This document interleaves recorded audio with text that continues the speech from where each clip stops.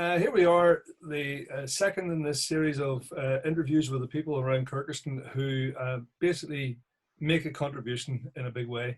And this time we're going to talk to the chairman of the 500 Motor Racing Club and indeed the owner of the Crosslé Car Company, Paul McMorran. Now, just to give you a quick bit of background on Paul, Paul is a very youthful 61, coming 62. He's qualified originally as in mechanical engineering, but then he went on to specialize in so many aspects of the oil industry, including petroleum engineering, training, industrial relations, human resources, consulting, coaching, controlling environmental impact, finance, logistics, engineering design, recruitment, and corporate governance. You know? So we have the right man at the top of the 500 Motor Racing Club at the moment. No doubt about that. Now, in terms of where he has worked, it's even more impressive.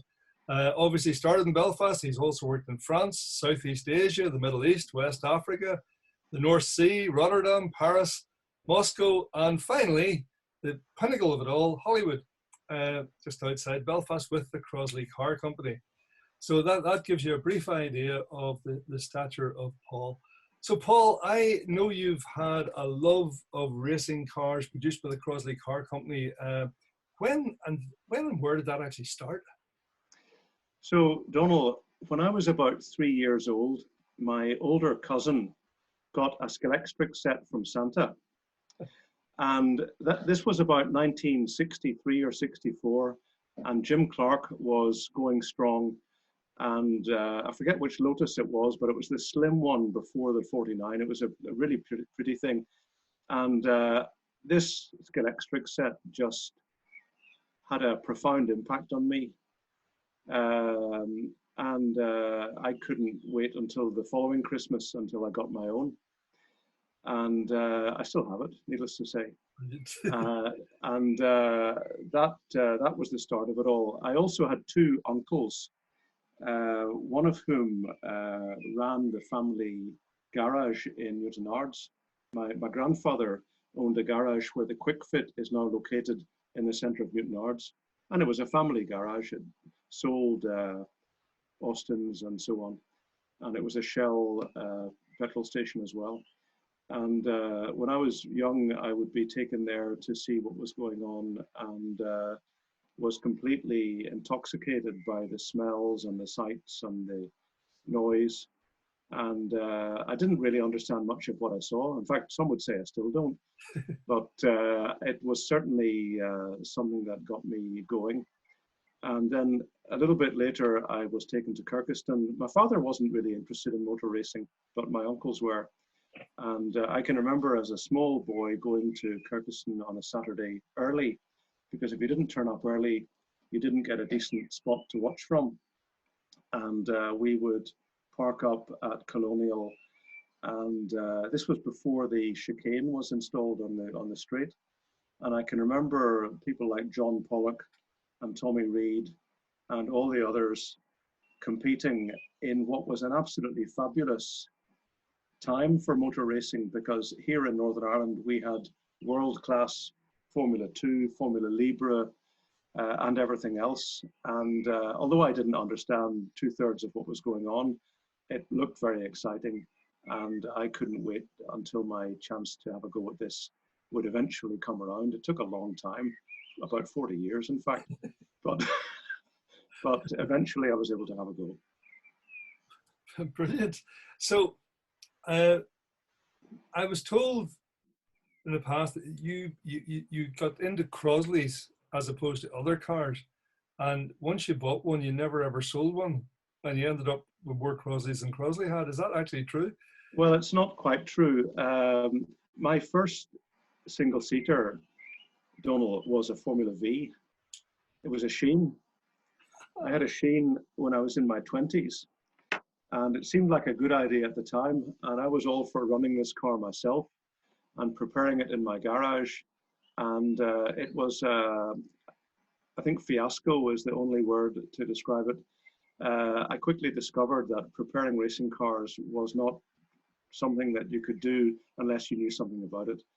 And I did enter once or twice. I think I even competed once. It didn't last very long.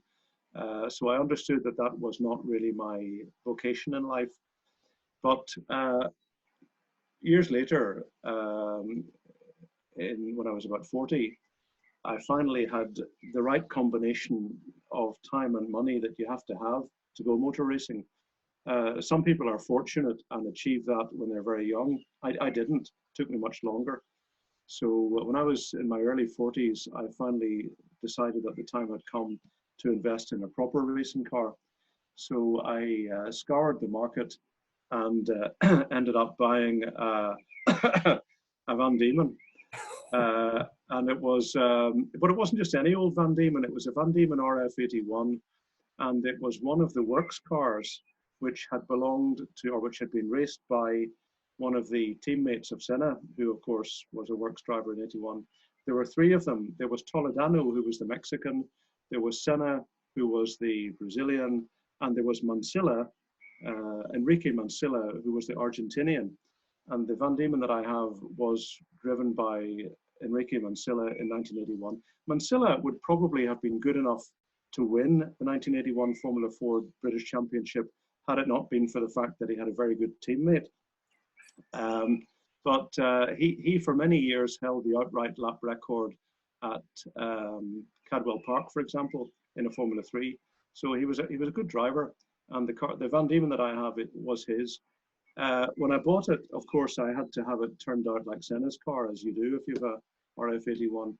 But looking back, I wish I had done it in Mansilla's colours, and if I ever get around to restoring it again, that's what I'll do. But anyway, I still have that car. I raced it for a few seasons. I didn't do very well. I found it a tricky car to drive. And one day, Stephen Patton, who is responsible for many changes of direction in my motor racing over the last 20 years or so, suggested that I try a Crossley, and he happened to have one for sale, needless to say. Of course. So this was a 25F. It was a tatty looking thing, but I bought it from him anyway. And sure enough, this thing turned out to be easier to drive, a lot more forgiving, and I started to do better with it. And doubtless you still have that one as well. Yes, well, I do. I used that one for racing in Europe because people like James Hagan, Peter McGill, and others had been blazing a trail in the classic Formula Ford series in Europe, and that was fabulous. And so I had to go with that in the 90s, in the mid 1990s, and went to some great circuits, liked it. And in the meantime, the opportunity came along to buy one or two other Crossleys. And at that time, I was saving up a bit of money, and it seemed a shame not to. So yes, I began to acquire a small collection. Just out of curiosity, when you come back to the Sheen, was that around about 1983, 84 or what? Yes, it would have been. Right, so we must have raced against each other at some point. I think we did. Yes, I remember. Yes, I think. Well, if you'd raced against me, it wouldn't have lasted very long, Donald, because I was never actually out there for very long. But Right. my car still had the original Volkswagen uprights at the front and all the other bits. It looked nothing like the V's look now. They look a lot better now. They do look better. Yes, my Formula V career was short and not particularly sweet. Well, whenever I remember having a conversation many years ago with Richard Young again, and we were talking about the entry list for the next meeting coming up, and he said to me, his words were, it sticks to me, he says, "A Moscow Paul is coming." I said, "Who's Moscow Paul?" I said, "Paul McMorran. He's coming from Moscow." I had this vision of some, Russian guy coming from Moscow. No, he works in Moscow. So the question I have for you, whenever you were in Moscow and coming over here to race, what did you do with your cars? Did somebody prepare them for you? First of all, Donald, I worked for an international company that sent me to many different places over the years. And in 1997, I think it was, they sent me to Moscow for a 1-month project. And that's all it was supposed to be. And I did the 1-month project and came home and thought that was that. But in the meantime, some of the people I had worked with felt that I should really go back and do some more. And to cut a long story short, it turned into a 15-year stretch. So, and a fabulous time, let me say. And I could tell you more about that another time. But uh, there were flights that you could get in those days. I mean, things are more complicated now, but in those days, I could leave work at 5:30 on a Friday afternoon, catch a flight at about 9 o'clock that night, be at Hockenheim or wherever it might be, race for the whole weekend, and get back to work for 8 o'clock on a Monday morning.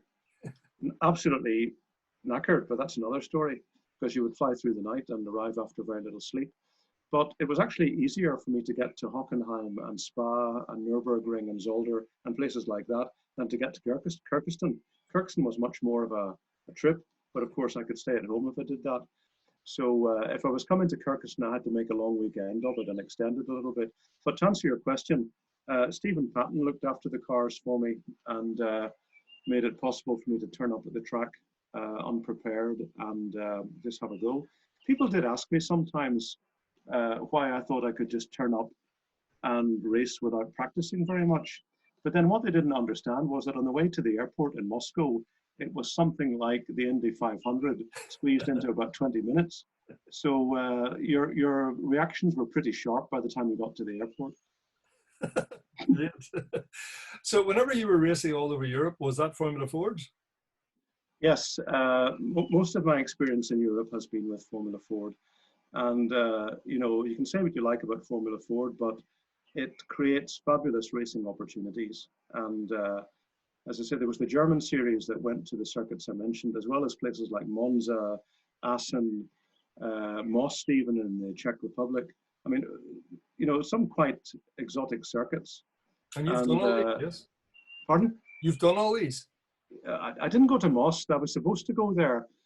It's a bit of a sore point, in fact, because the team the team went there and took my car, and I ended up not coming. It was because of a death in the family. I had a good reason for not going, but yeah, I've been to the others. In fact, I've been to Monza a couple of times, and Monza in a Formula Ford is quite interesting because it's a fabulous circuit, great atmosphere.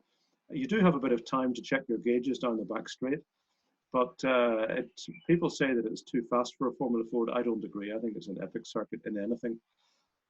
I would think so. I've never had the opportunity, but I would think so. I think we're worth doing it.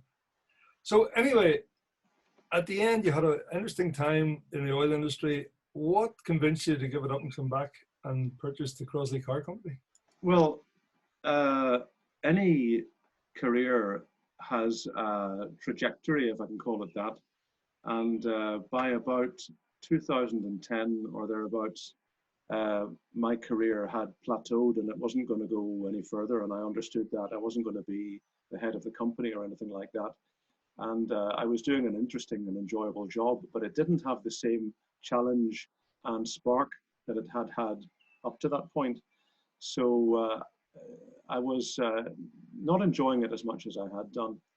And after 2000, some interesting things happened in 2010. I got to know Arnie Black a bit better than I had before for various reasons. And one day Arnie gave me a call, and this was after Monaco, where we'd been to Monaco, and that had gone quite well. And he asked me if I would be interested in having a conversation about the future of the company. And to cut a long story short, one thing led to another. And in 2012, Arnie stepped back and I took over the company from him. I say stepped back because Arnie is still very much involved. It wasn't a case of him selling me the company and walking off into the sunset. That didn't happen at all. Arnie, to his great credit and to my eternal gratitude, has been very helpful in continuing to support us with all sorts of things. I mean, Crosslé Car Company operates as a business, obviously, but it also operates on a great deal of goodwill and connections and things like that. And so Arnie has continued to help out in that way. Yep. I've gone off track a wee bit here. What was the question again? No, it was really what convinced you to come back, and you have answered the question. Oh, yes, sorry. So, yes, this opportunity came along, and I didn't have to think about it for very long. I mean, the company making money out of motor racing, as anybody who is involved in it will know, and you will yourself, it is a challenging business. But a company like this is too valuable to be allowed to wither away.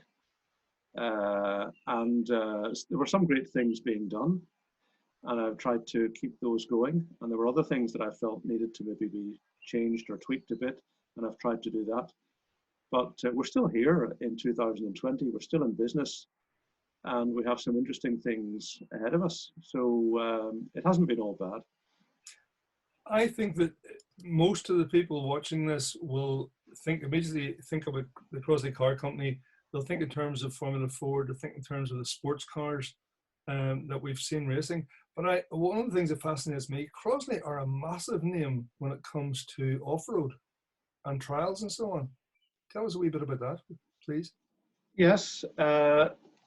Well, sporting trials are a niche, if ever there was one. For those who are involved in it, or those who don't know what it is, it has to do with rear-wheel drive cars, specially designed, going up impossibly steep and slippery slopes in the winter months, not at particularly high speed, but in a controlled way around obstacles without stopping. And it's easy enough to say that. It's extremely difficult to do it because I've had to go once or twice. But it's a competitive motorsport, which has to do with control and finesse. And Tommy Reid, who was, of course, a long-time supporter of Crosslé Car Company, persuaded John Crossley to design a car for this. And up to that point, most of the cars that had been used for trials were basically homemade specials. And the ATT, which appeared in the 90s, was the first properly engineered trials car. And so not surprisingly, it pretty much swept all before it. It used a lot of the technology that had been used in single-seater racing cars, like a Hewland transaxle gearbox and some other things. And it was a very successful design and continues to be many years after it first appeared. So the Crossley ATT is still the benchmark in sporting trials many years after it was introduced. But the problem with the ATT and the problem with sporting trials is that it is a niche. It only really exists in the form that we know it in Northern Ireland and in England, nowhere else. Even in the Republic of Ireland, they have a completely different set of rules. And in other countries, they have completely different rules. So when you're building cars for a market which consists of Northern Ireland and remote parts of England, you'll appreciate very quickly that your market is quite limited. And once the initial production run had been built, really there wasn't very much scope for further growth. So we continue to look after those cars, but I wouldn't say it's something that we spend a great deal of time developing or researching. Well, that brings me neatly onto something else, which would be the reach that the Crosslé Car Company has. I mean, you have cars literally all over the world now, haven't you? You're supporting cars all over the world. Well, I'm just going to get something here, Donald, because you mentioned Formula Ford, and it's true that Crossley is synonymous with Formula Ford, and about, I suppose, 85% of our production or something like that would have been Formula Fords, and of those, the majority went to the USA, where Crossley is a very big name. I mean, about 700 or so Crossleys went to the USA in the 70s and 80s, and that has by far been our biggest market.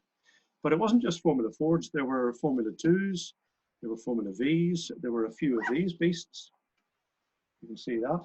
Yeah. That's the book about Formula 5000, published 20 years ago. And that on the cover is a Crossley Formula 5000. Wow. That's the car that Fred Saunders, the so-called deep sea diver. I don't think he was a deep sea diver in the sense that he had one of those John Wayne helmets on, but he was certainly an offshore diver, and clearly a brave guy, because driving something like that would have taken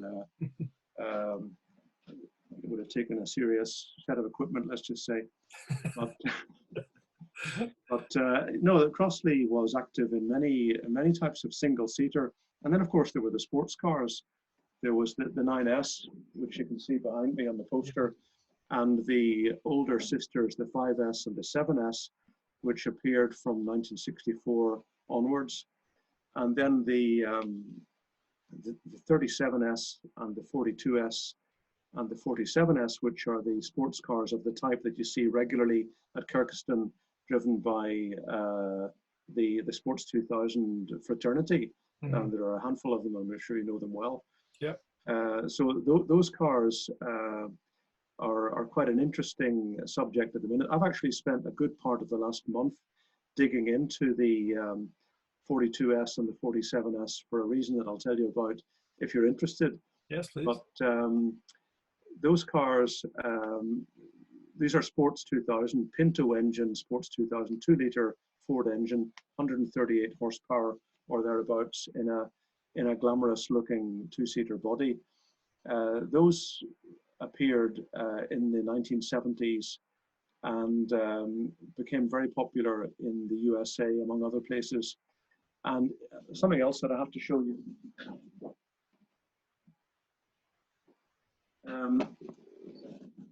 In Europe, there are various types of endurance racing that are quite popular, even at amateur level. And at the end of last year, an event was announced, which is this. And okay, it's in French, but I think people will understand it. This is a 24-hour race at Paul Ricard Circuit in the south of France for historic sports cars, if you please. So everything from MGs to Porsche 964s, with a category especially for Sports 2000s. Right. So when I saw this, I thought, well, there's an opportunity. And I dug into it, and it turns out that the rules are quite accommodating as far as Sports 2000s are concerned. And obviously, a 24-hour race involves a bit of night driving, and night driving means lights. And most Sports 2000s never had lights. Certainly the ones that race at Kirkistown do not. But it turns out that if the car didn't have them in period, you're still allowed to fit them. So to cut a long story short, this is an opportunity for us to construct, or at least refurbish, and enter somewhere between 2 and 4 Crossleys for a 24-hour historic race in November. So during the lockdown period of the last month or two, I have been spending a lot of time on this, and we have some orders for these, and we're building them now. Brilliant. So when you say building new or building refurbished? Some people watching this will be familiar with the term continuation car. Yes. And a continuation car is a car which is built to the exact specification of a period long ago, in this case 1981. So at least one of these cars will be built brand new. Others will be old cars, period cars that are being refurbished, but at least one of them will be a continuation car. So it's built to 1981 specification, except for an extended fuel tank, some other changes in the cockpit, and lights, which will be integrated into the body. We're not going to simply tack on some LEDs, which some people had suggested doing. We're going to make the thing look right. It will look, if you can imagine a Sauber Mercedes from the 1980s, it'll look something like that. So we're working hard to make sure that the lights work, not just in terms of putting light on the track, but also to make the car look the way it would have done if it had had lights in 1981. So that's what we're up to, and this will keep us occupied for the next few months. And I haven't ruled out the possibility of doing a stint in one of these. So my fitness regime starts shortly. Brilliant, excellent. Well, you know, back in the day, early days of Crossley, you would have had Leslie Drysdale as a designer and John Crossley himself, obviously. Are you designing now, or have you got someone else doing the design of this, for instance, designing new lights? It would be wrong, I think, Donald, to compare what we do today with the work that Leslie and John did in the 60s, 70s, and 80s. what we do now really is product development. We take existing designs from those periods, and we do things to them to make them suitable for new applications. We are not designing new cars in the way that Miguel or Tatus or some of the modern designers of single-seaters would be doing. And it's not because we took a conscious decision to stop doing that at some point in the past. It's simply that Crossley hasn't built a new single-seater, I mean a brand new single-seater, since the 72F, I suppose, in 1991. And it wasn't that John Crossley at that time, as I say, took a conscious decision to stop, but the market was changing so rapidly and the level of investment was such, and others were in a better position to take advantage of the market than we were in Northern Ireland. And so by default, Crossley stopped building cutting-edge racing cars for a fairly prolonged period. And it gets quite difficult then to restart after that, unless you do what someone like, there are some English companies whose brands were essentially defunct, but they have started building cars again and saying, oh yes, this is the latest in the line. I'm trying to think of an example. Yes, Lister. The Lister company used to build knobbly Jaguars in the 1950s. And then again, about 5 or 6 years ago, suddenly the name Lister popped up again and knobbly Jaguars were back in production. And it was as if nothing had stopped between the 1950s and now. Well, you know, that's nothing like the situation we have here, where we have been in continuous business in the same factory with some of the same people since 1960, and before that in a different location in 1957. So, you know, we have a long continuous history, but designing new cars hasn't, there have been evolutions and developments and adaptations during that period, and some of them you'll know about. But a complete new car is some way off yet, I would say. Oh, some way off yet. So that you never rule it out, Donald, because how can you?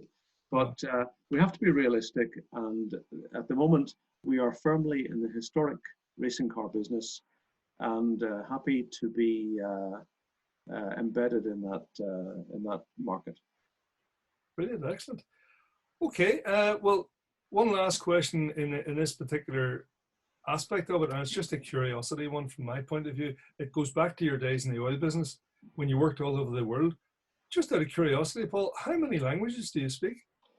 Well, I studied French and German at school, and I tried to use my German the other day with unfortunate consequences. I won't go into details, but let's just say that my German is probably best left not talked about too much. But I speak fluent French and I speak fluent Russian, and my first language is English. So that's my claim to language capability. The thing about language, Donald, in our country, in this little country of Northern Ireland, language has connotations that are best left it's 17 not talked about. It has all kinds of strange aspects to it, but in other countries, language is the key to unlocking culture. I mean, if you're working in a foreign country, and when I arrived in Russia, the only thing I could say was "Dva piva, pожалуйста," which means 2 beers, please. That was all I could say when I arrived. But mind you, it served me well for a while. But 15 years later, you would expect that I'd made a bit of progress. And until you can have a basic conversation in business anyway, you can never really penetrate the other culture. And until you can do that, you miss so much. So I made an effort in Russian, and I made some progress. I did a race in Russia, by the way. I didn't mention that. No. But we built a 9S, the 9S that you see behind here, a sports racing car. And I thought that there was this was when in 2013-14, when I was still relatively new here in Crossley. And when diplomatic relations between Russia and the West were much more positive than they are now. There hadn't been any nonsense in Crimea or in Georgia or in Ukraine or any of these other trouble spots that there've been in the meantime. And the UK forget what they called themselves at the time, the Department of Trade and Industry, was encouraging small exporters to sell their produce in Russia. So I thought, okay, we'll give this a go. So we built a 9S and sent it to Moscow. And anyone who's interested, I can show them pictures of this. But anyway, we exhibited the car in a thing called a British Lifestyle Showcase, where you had firms from fashion and food and furniture and things like that, and 3 car manufacturers. There were 3 car builders there. There was Aston Martin, there was Bentley, and there was Crosslé Car Company. Excellent. And the 3 of us had stands at the residence of the British ambassador, directly across the Moscow River from the office of Mr. Putin in the Kremlin. And we showed this car, and we got a lot of interest. And I think if things had worked out slightly differently on the political front, we might have sold 1 or 2 of them. So we took this car to this event and displayed it, and it looked fabulous. And we got lots of nice comments and lots of inquiries. But to cut long story short, the car didn't sell there and then. So the following summer, there was an event called the Moscow Historic Grand Prix, or the Moscow Classic Grand Prix, that was it. And they had all these hot rods entered for it. They had Jaguars and Ferraris and hot Mustangs and all this American muscle stuff. And I said to the organizer, I have a car that I think could do well in this. And he said, what do you mean? And I showed him the car and pictures of it. And he said, oh yeah, but this is, you know, that's nice. It's a cute little thing, but we have proper racing cars here, you know, 300 or 400 horsepower, you know, these are serious stuff. So I let him talk anyway and thought, well, fair enough. So anyway, look, cut a long story short, entered the race. And the only serious opposition, if you could call it that, came from a Lotus 26R, which is one of these hot Elans. And apart from that, I mean, the rest were nowhere to be seen, including all the 400 horsepower Dodges and everything else. So it was, it proved a point, and that was the Moscow Classic Grand Prix. Brilliant. And had he anything to say to you afterwards? A few people did come and look more closely at the car afterwards. They couldn't understand how it was so quick, but the fact that it weighed about 1/3 of the rest of the competition was the main reason. Brilliant. Excellent. That's great fun. Well, listen, moving on to, I mean, you've got so much in your past that you've brought to the 500 Club now as the chairman, your business experience, your corporate governance. You've already brought a can-do attitude to the council. What are your short, medium and long-term aspirations for the 500 Club? Well, thank you for that very flattering description, Donal. That should be counterbalanced by saying that my experience of running a racing circuit is tiny. And there are people on the council of the 500 Club far more experienced than me, whose guidance and views I listen to with great interest. And we are fortunate on the 500 Club of having a council of volunteers, many of whom are extremely experienced and capable people, and yourself being one of them. But sometimes new ideas are not a bad thing. And I think that there are things we could do at the 500 Club that would move us forwards and in ways that would be good for the long-term success of the club.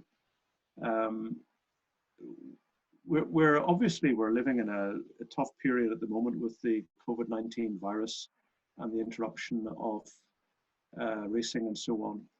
But I don't think, and people have said this on television in all sorts of contexts, I don't think things will ever be quite the same after this. And we're going to have challenges ahead of us that we will have to deal with. And one of them, which I think was a problem anyway, is noise.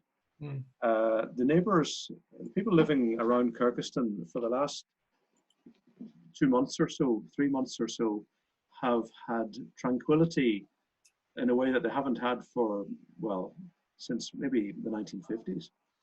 You know, getting people like that to accept that racing is going to return on noisy Saturdays and maybe even noisy days through the week are going to be coming back. That may not be a popular thing. And I think there could be more resistance to the sort of noise that we make than there has been in the past. So I think noise is just one example of the environmental concerns that are growing in volume and that I think we will have to deal with as a club going forward.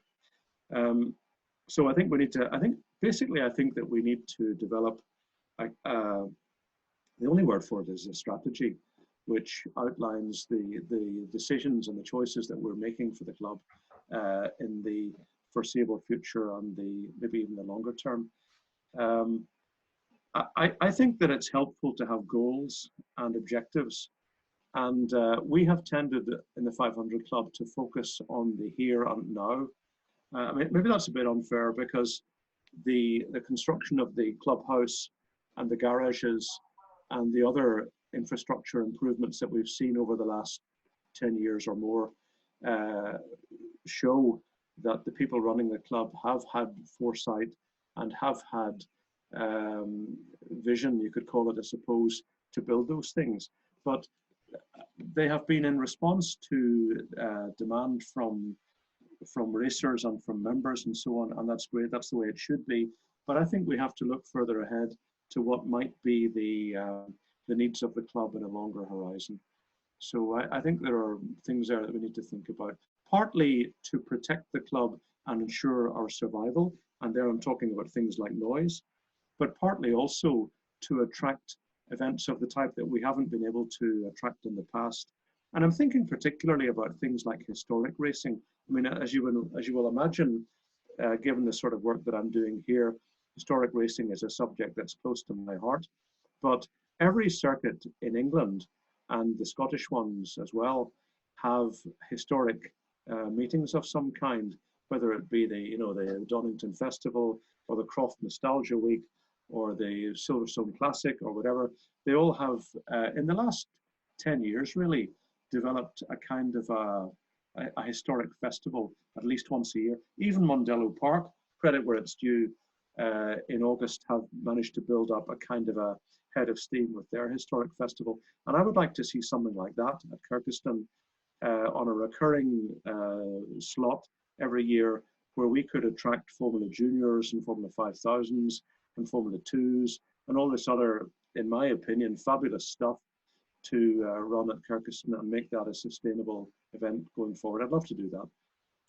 I must admit, every time I watch Goodwood and the Festival of Speed, and they usually open with a fly past of Spitfires, and I think of the fact that we did have Spitfires actually based at Kirkistown during the war, when we were actually known as a boat rather than a racing circuit, when we were HMS Corncreek.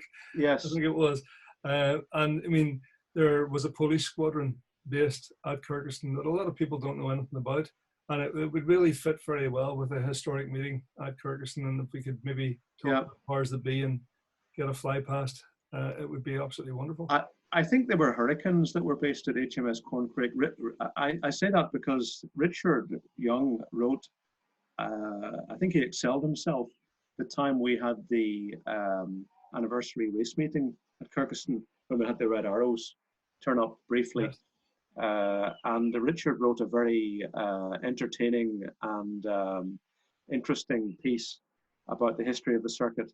In fact, I think he's writing a book now, although maybe I'm not allowed to say that, but a bit of advanced publicity there for Richard and his forthcoming book. Yes. About Kirkistown Circuit. But yeah, it's a fascinating history, and I think, Donal, we could do more to celebrate the history of racing in this country in general, and Kirkistown Circuit in particular. Yeah, I agree with you completely. You've actually have almost touched on something I was going to ask you. I know because of your history of racing throughout Europe and so on, you have got a lot of connections, which you've used very successfully already. I mean, I'm thinking of the couple of 5000s or 3 5000s that came, was it last year or the year before? Yeah. And there's been classic Formula 4 2000s. Do you think you can encourage any other people to come to us Well, funnily enough, there are moves afoot. And by the way, I deserve no credit for the Formula 4 2000s. That was completely outside my control. I think Richard gets the credit for that. Okay. But there are moves afoot at the moment to bring historic cars back here in 2021. I know that Duncan Urbagliati, who is the mover and shaker in Formula Juniors, is on board with that. And I think that there will be further efforts. But I think for this to succeed, one of the great problems we have on this island of Ireland is that we're separated by a stretch of water from GB, yeah, where most of the racing goes on. And of course, ferries are expensive and logistics are complicated. So I think we need to work in partnership with Mondello and potentially others in coordinating a package of events that can justify people either based in GB or coming through GB to continue on to us. Yeah, I would tend to agree with you there. Well, it's been great. I think you've covered nearly every subject that I wanted to talk to you about. I think that the future of Crossley is in very safe hands. And I also believe the future of the 500 Club is in very safe hands with yourself at the helm. Unless there's anything else you would like to add to the whole discussion, I'm happy to draw this one to a close and say thank you very much. Well, Donald, the only thing I would say is you've been very flattering about some of the things that I'm alleged to have achieved. You can only do anything in life in a team, and we are fortunate here at Crosslé Car Company in having a great bunch of guys, and Caroline as well, by the way, running this venerable company. And it's, I mean, for me, it's a thrill and a privilege and a responsibility to be involved with Crossley. And as far as the 500 Club goes, I mean, the 500 Club is, people maybe don't realize how unusual, unique, and precious the 500 Club is. I mean, we are one of the last remaining clubs anywhere in the world, certainly in Europe, owned by the members and run by the members.